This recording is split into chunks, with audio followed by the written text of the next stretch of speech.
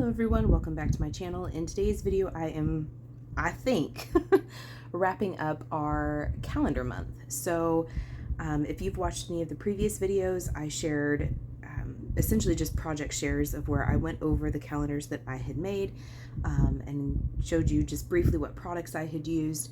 I thought I was done, but I was inspired to make a couple more, so here they are. Let's go over this one first. So this is actually what I will use next year to help me run all of my YouTube videos.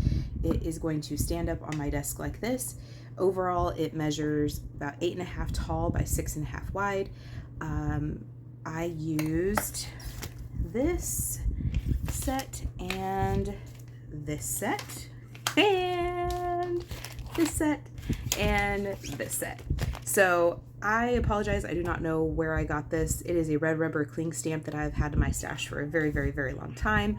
And I used this to stamp out the months themselves.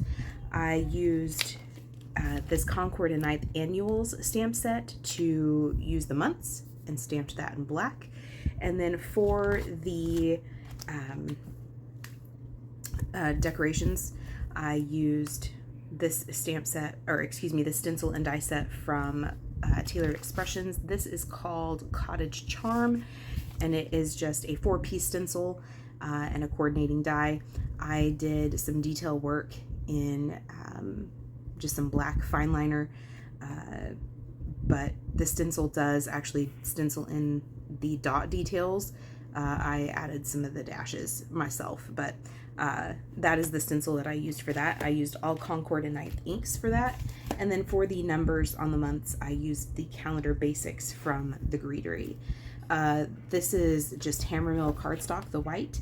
I wanted to have a section where I could write in, you know, plans for the month or projects that I wanted to do for the month. I wanted a section for that. And then this is cream cardstock from Paper Studio. The colored cardstock is all cardstock for my stash. The inks that I used to stencil in were all Concord and Ninth inks.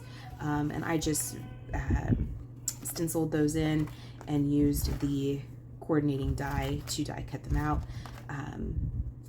I wanted something that would sit on my desk. I found that I was always having to reach into a bottom drawer in order to kind of do some planning and looking ahead and seeing where I was at with videos. So I wanted there to be a better option for that. One second. And I wanted something pretty to look at. So this is what I came up with. And then this cardstock is from Paper Studio. It is just some pattern paper from my stash. And then I used a wire coil and my cinch to die cut that all out and created kind of this easel shape. I'm going to give it a try for next year, for 2026, and see how this goes, see if I like it. So that is the first one that I did. And then this one is a little more, obviously it's much smaller, but I just have a 4x6 notepad from Dollar Tree that I cut about 1/2 inch off, so it's 4x5.5. I just glued that to the inside, used some more pattern paper from, this one is actually from Recollections, if I'm correct, and then this liner is from Paper Studio. I used more Hammermill cardstock to stamp and stencil on here, and I used this stamp from Calendar Basics in the Greetery to do that, as well as the month and the kind of color bar here. So I utilized this stamp quite a bit for these particular calendars in this video, and then I used this for the numbers.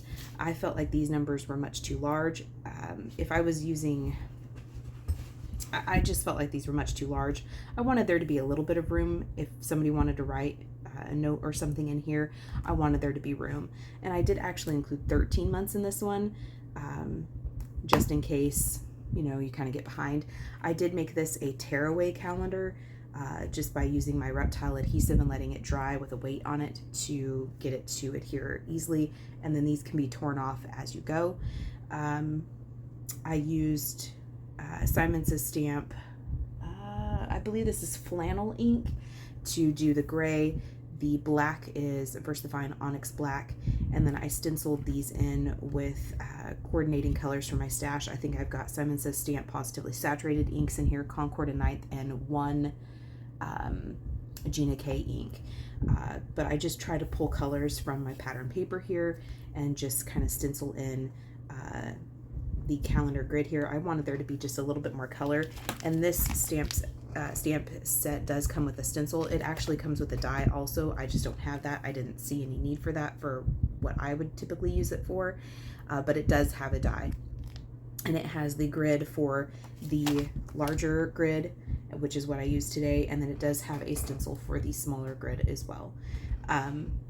This one overall measures about 4.5.